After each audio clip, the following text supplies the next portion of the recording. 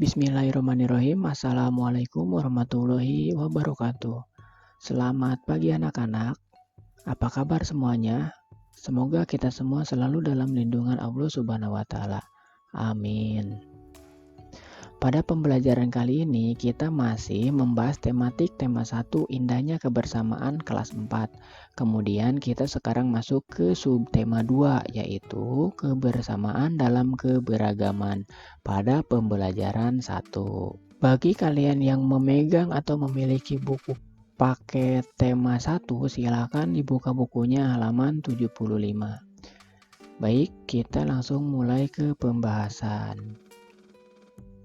Suku, budaya, dan agama yang berbeda tidak menghalangi Udin, Siti, Dayu, Beni, Lani, dan Edo menjalani kebersamaan. Mereka berbagi cerita tentang budaya masing-masing dan saling belajar. Hari-hari mereka penuh keceriaan dalam kebersamaan. Hari ini mereka berkumpul bersama untuk bekerja sama. Nah, di sini ada sebuah teks bacaan dengan judul Bekerja Sama dalam Keberagaman. Edo dan kelima temannya mendapat tugas untuk melakukan percobaan tentang bunyi. Sepulang sekolah, mereka berkumpul di rumahnya. Setiap orang sudah menyiapkan peralatan yang dibutuhkan. Lani dan Siti membawa beberapa kaleng yang sudah dilubangi. Udin dan Beni membawa benang kasur. Mereka berkumpul di halaman depan rumah. Keenam sekawan siap bekerja sama melakukan percobaan. Itu untuk paragraf pertama. Selanjutnya paragraf kedua. Saat percobaan dimulai, tiba-tiba terdengar azan. Siti dan Udin meminta izin teman-temannya untuk sholat. Teman-temannya mengizinkan mereka untuk melakukan ibadah. Edo meminjamkan ruang makannya untuk digunakan Siti dan Udin sholat. Meskipun Edo beragama Katolik, ia tidak berkeberatan rumahnya dipakai untuk sholat.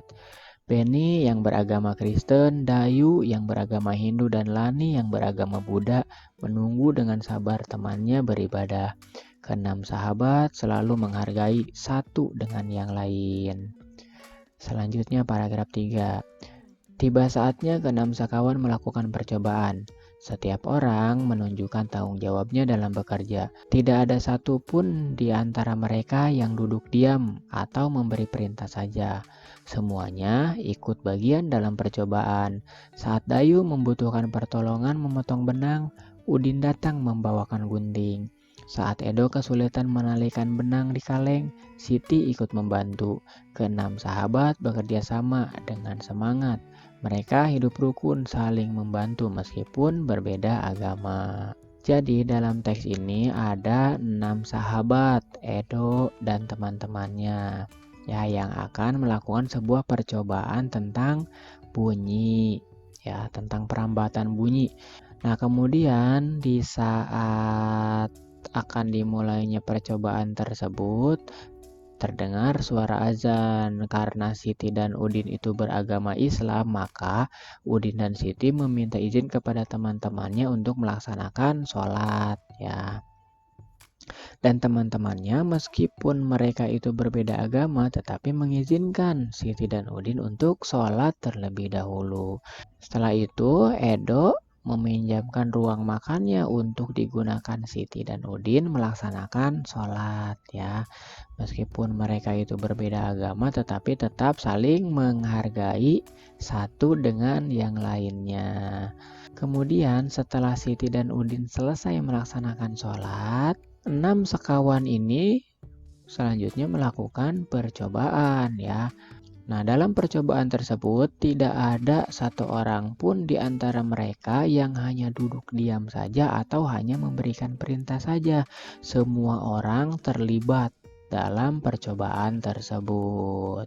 Jadi kesimpulannya, pada bacaan ini meskipun mereka berbeda agama, tapi mereka tetap hidup rukun, saling membantu satu sama lain. Begitu ya. Selanjutnya,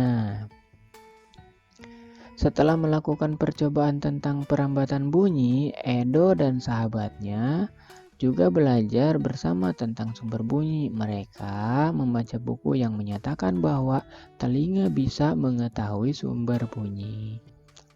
Selanjutnya, di sini ada percobaan dengan judul "Di manakah bunyi?". Kemudian, tujuan dari percobaan ini adalah untuk mengidentifikasi sumber dan tempat bunyi berasal. Alat dan bahannya yang harus dipersiapkan adalah alat musik tradisional setempat, misalnya di sini angklung. Tetapi jika kamu ingin mempraktekannya di rumah, kamu boleh menggunakan alat-alat yang tersedia di rumah. Contoh misal piring, atau ember, ataupun baskom, dan lain sebagainya. Ya, alat-alat yang terdapat di rumah masing-masing. Langkah kerjanya, yang pertama, duduklah di kursi dan tutup matamu dengan kain. Mintalah temanmu untuk memainkan alat musik tradisional, misalnya angklung, di sekitarmu, ya. Angklung ini bisa digantikan dengan alat yang tersedia di rumah. Contoh tadi ya, bisa menggunakan piring, mangkok, baskom, ember, dan lain sebagainya. Kemudian kamu misalnya menutup mata kamu. Setelah itu orang tuamu, ya, ibumu, ayahmu, kakakmu, adikmu boleh memainkan atau memukul-mukul sumber bunyi di sekitarmu. Memukul-mukul sumber bunyi di sekitarmu. Apakah itu di depan, di samping kiri, kanan, depan, atau belakang. Seperti itu ya. Kemudian yang kedua, tunjuklah tempat yang kamu anggap sebagai asal bunyi ya. Setelah itu, kamu tebak kira-kira anggota keluargamu memainkan atau memukul-mukul sumber bunyi itu ada di mana? Apakah di depan, di samping kiri, kanan, atau belakang? Begitu. Setelah itu, buatlah laporan dari salah satu percobaan yang kamu lakukan ini ke dalam bentuk tabel laporan. Tabelnya ini ya. Ini adalah contoh dari tabel laporan kegiatan percobaan. Di sini ada nama percobaan. Apa nama percobaannya? Nama percobaannya adalah "Di manakah bunyi?". Nah, tujuan percobaannya untuk apa? Untuk mengidentifikasi sumber dan tempat bunyi berasal. Alat dan bahannya, kalau di sana alat musik tradisional setempat, misalnya angklung. Tetapi kalau kamu ingin mencobanya di rumah, kamu boleh menambahkannya di sini atau mengganti alat musik tradisional setempat ini dengan benda-benda yang berada di sekitarmu. Contoh ember, gelas, mangkok, baskom, dan lain sebagainya. Nah, langkah kerjanya yang pertama, duduklah di kursi dan tutup matamu dengan kain. Mintalah temanmu atau keluargamu untuk memainkan alat musik tradisional, misalnya angklung, di sekitarmu. Jika kamu ingin mencobanya di rumah, kamu bisa mengganti alat musik tradisional ini dengan menggunakan benda-benda yang ada di sekitarmu. Contoh baskom, gelas, mangkok, piring, dan lain-lain. Begitu ya. Setelah itu, tunjuklah tempat yang kamu anggap sebagai sumber bunyi. Begitu. Hasil percobaannya apa? Hasil percobaannya adalah teman atau kamu yang duduk dan ditutup matanya tadi dapat mengetahui sumber bunyi berasal. Dan kesimpulan yang didapat dari percobaan ini adalah telinga dapat menunjukkan dari mana bunyi itu berasal. Selanjutnya, indera pendengar atau telinga. Kita wajib bersyukur kepada Tuhan Yang Maha Esa karena telah menciptakan bentuk tubuh yang paling sempurna. Salah satunya adalah kita diberi indera pendengar atau telinga. Dengan menggunakan indera ini, kita bisa mendengar berbagai suara seperti kicauan burung, suara air mengalir, dan alat musik.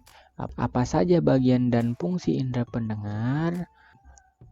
Nah, ini adalah gambar dari telinga. Ya, jadi telinga itu dibagi menjadi 3 bagian. Ada telinga bagian luar, telinga bagian tengah, dan telinga bagian dalam. Telinga bagian luar meliputi daun telinga ya. Ini contohnya daun telinga. Setelah itu ada telinga bagian tengah. Telinga bagian tengah ini berupa rongga atau saluran telinga tersebut. Ya, lubang telinganya, dan ada selaput timpani atau gendang telinga begitu. Kemudian ada telinga bagian dalam. Di telinga bagian dalam ini lebih kompleks lagi. ya organ-organ telinga tersebut. Nanti kita akan bahas lebih lanjut di pembahasan selanjutnya. Bagaimana telinga merasakan getaran? Semua bunyi membuat udara bergetar. Getaran bunyi mengenai gendang telinga yang berupa selembar kulit tipis. Saat itulah gendang telingamu juga mulai bergetar. Getaran dari gelombang telingamu menjadi lebih besar di telinga tengahmu dan diubah menjadi pesan-pesan listrik di telinga dalammu. Setelah itu, baru dikirimkan melalui saraf-saraf ke otak. Dan selanjutnya kita bisa mendengar bunyi-bunyi yang ada di sekitar kita ya. Jadi ini membuktikan bahwa bunyi itu dapat merambat melalui udara. Begitu ya. Nah, dengan indera pendengar kita dapat mendengar bunyi-bunyi yang berbeda. Keanekaragaman bunyi yang berasal dari tempat ibadah dapat pula kita dengarkan. Nah, itulah pembelajaran kita kali ini. Kemudian, materi yang harus kamu tulis adalah ini, tulis ya, dicatat. Selanjutnya ini juga dicatat. Ini tidak usah dicatat. Ini juga nggak usah dicatat. Ini dicatat, ditulis. Ini ditulis, gambarnya nggak usah. Ya, hanya cukup teks bacaan ini aja yang ditulis, gambarnya nggak usah. Setelah itu, tabelnya ini ditulis, ya. Bacaan ini ditulis, bacaan ini pun ditulis. Kalau gambarnya nggak usah, ya. Kemudian ini ditulis. Baik, itulah pembelajaran kita kali ini. Semoga pembelajaran kita kali ini menjadi sebuah pembelajaran yang bermanfaat untuk kita semua. Dan tak lupa Bapak selalu ingatkan agar selalu mematuhi protokol kesehatan, memakai masker jika akan bepergian, selalu mencuci tangan dan menjaga jarak.